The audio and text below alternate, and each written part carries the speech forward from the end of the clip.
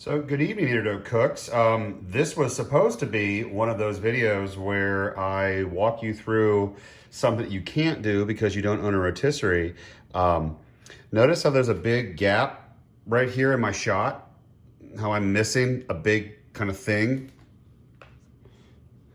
That's actual twine. Yes, it's in a Talenti container, but that's actual twine because I had intended to take my twine and wrap my chicken and stick in my rotisserie that had been sitting right there, and my rotisserie died. So after 15 years, I no longer have a rotisserie, and I'm not sure if you've looked, but no one sells home rotisseries anymore. And that was the home cooking utensil that I never used that I loved to death. So I'm a bit shell-shocked as to what I'm about to do now, because this was going to be a big elaborate rotisserie chicken, scallop potatoes, some bread, green beans over on the stove. I mean, this was going to be a whole, fall meal. And now I'm thinking I'm going to need to process the chicken manually and then stick it in the air fryer, possibly. Maybe I'll bake it. Well, it's after 5. Ugh. So, my favorite thing in the world is to pivot when it comes to cooking. So, let's pivot.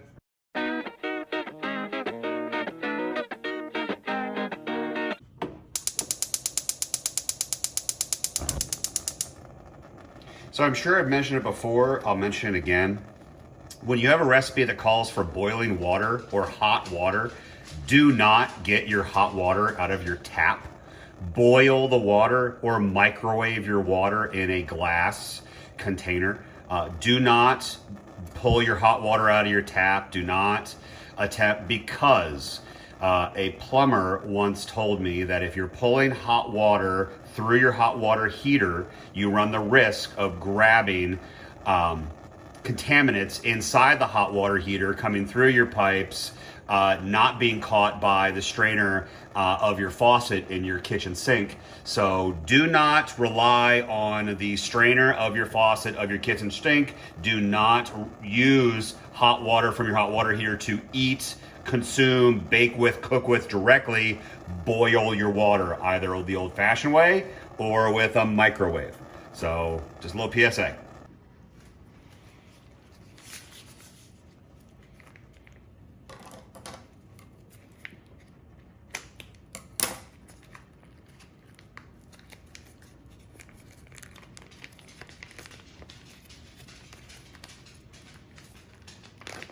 Oh, my dog's super excited. All right, so I believe that you've seen that I trimmed the top with my scissors. Maybe you saw that off camera, on camera. I am now going to dump out some of my chicken juice into my trash can. Ruby, back off, because my trash can is right here. So I can just slide all of that out and do all of that into my trash can, which is right here off camera. And then I can take my bird and I can bring my bird very quickly back up to my plate.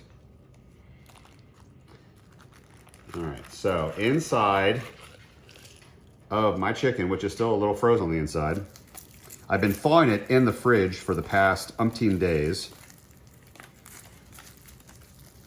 So this stuff is still frozen. The giblets, the neck, all that stuff inside the actual cavity of the bird. Sometimes you'll get it in the cavity, sometimes you won't. When it is truly 100% thawed, I will often dice it up and give it to my dog as a dog treat. I'm not doing that tonight. What I am doing though is I'm digging out frozen bits from the inside of the cavity of my chicken. So I'm not sure what I'm gonna do with my chicken yet. Am I gonna do a little breading? Am I gonna panko? Am I just gonna dry rub it and toss it into the air fryer? I'm not sure. I don't know what I do. But I am gonna break this chicken down raw, which is not my favorite way to do it, but here we are. I much prefer to break a chicken down that's been cooked. And actually, my water is about to boil, so I need to switch out my gloves. So okay. Take that off, pause my video, and I'll be right back.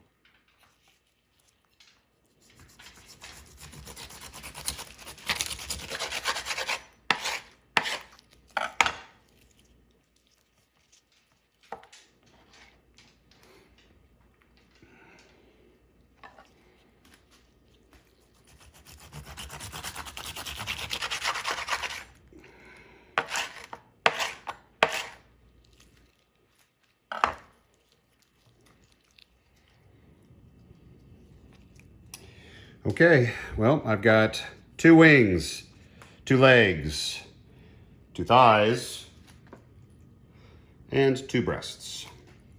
So our chicken is now processed. I need to figure out what I'm gonna do with our processed chicken. Like I said, I'm not sure if I'm gonna bake it or air fry it or dry rub it or what, but I'm gonna figure something out, and you're gonna see what happens next. So give me a second and we'll move on to phase 47 of tonight's modified dinner, original intent. All right, well, I'm super excited because we've decided that we are going to do dry rub chicken in the air fryer. But because my chicken pieces are a bit different, meaning I've got a big old giant breast versus a tiny little leg, that we're gonna basically cook it in phases. But I'm going to dry rub the whole thing inside my Ziploc bag. So we're gonna take all of our chicken pieces, get them all nice and Ziploc bagged up, and then we're gonna shake it, shake it, shake it.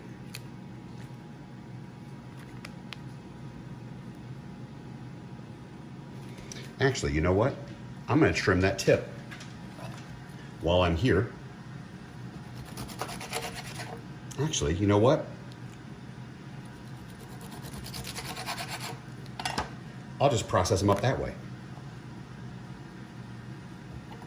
That way, my dog gets a treat,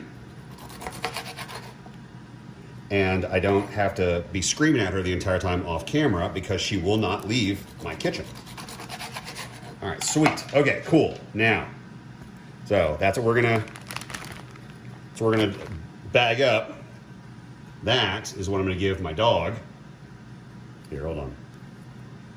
God, chicken is so messy. Rubes, come here. Come here. Okay, come here. Sit. Sit. Derby, sit. Sit. There you go. Good dog. All right, good girl. All right, now I'm gonna take off one of my gloves because my hands are gross. This is my own purpose-built dry rub. It's a whole lot of different seasonings in there. Okay. Now, take off my other glove. Let's get this to shaking. Oop, I don't have a seal yet. That would be a problem. All right.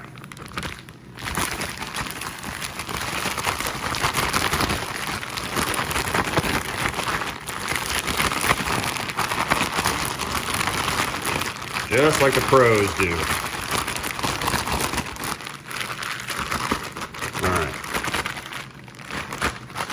Let's add a little more.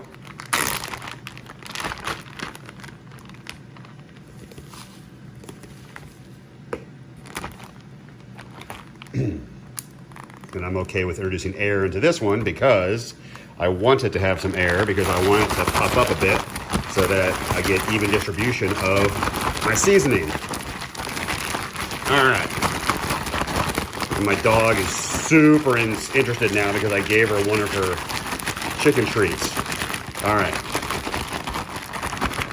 That looks good. Okay, I'm trying to find my breast. There's a breast and there's a breast. Okay, because those are gonna go in the air fryer. Now, okay, real quick. One more, last one, okay? All right, Rubes. Sit. Good sit. Good sit. Good sit. Good sit. All right, now I'm gonna go wash my hands, okay? All right, good sit. All right, love you, good girl. Ugh, gross, my fingers are disgusting. All right, let me go wash my hands real quick and I'll be right back.